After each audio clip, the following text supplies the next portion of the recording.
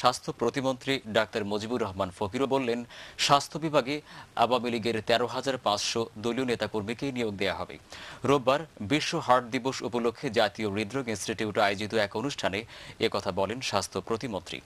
একই অনুষ্ঠানে প্রধানমন্ত্রীর স্বাস্থ্য বিষয়ক উপদেষ্টা ডাক্তার সৈয়দ মোদাচ্ছের আলী বলেছেন, সরকার উৎখাতে নয়, বিএনপির উচিত বঙ্গবন্ধুর পরিবারের প্রতি কৃতজ্ঞতা জানিয়ে অসৎ রাজনীতির বিরুদ্ধে আন্দোলন করা। বিস্তারিত জাহিদুল ইসলামের রিপোর্টে। বিশ্ব হার্ট দিবস উপলক্ষে দেশের অন্যান্য সরকারি ও বেসরকারি প্রতিষ্ঠানের মতো জাতীয় হৃদরোগ ইনস্টিটিউট আয়োজন করে এক বর্ণাঢ্য র্যালি ও আলোচনা অনুষ্ঠানের। ইনস্টিটিউটের পরিচালক অধ্যাপক ডাক্তার আবুল হোসেন খান চৌধুরীর সভাপতিত্বে বক্তারা দিবসটির গুরুত্ব তুলে ধরেন। পরে বিশেষ অতিথির বক্তৃতায় স্বাস্থ্য প্রতিমন্ত্রী ডাক্তার মুজিবুর রহমান ফকির বলেন, তৃণমূল পর্যায়ে স্বাস্থ্যসেবা নিশ্চিত করতে হলে স্বাস্থ্য বিভাগে আওয়ামী লীগ কর্মীদেরই নিয়োগ দেওয়া হবে।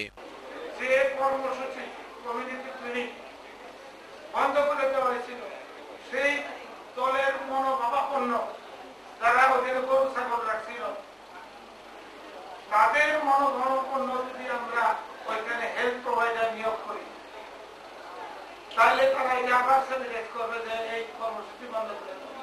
সেই দৃষ্টিকোণ থেকে কমিউনিটি হেলথ কেয়ার প্রোভাইডার আমরা 13,500 নিতে চাচ্ছি। দলের পরিচিত কর্মীদের নিতে হবে। শেষে এই বক্তব্যের বিস্তারিত জানতে চাইলে সাংবাদিকদের সাথে কোনো কথা না বলে চলে যান স্বাস্থ্য প্রতিমন্ত্রী। আলাদা কোনো বক্তব্য নাই।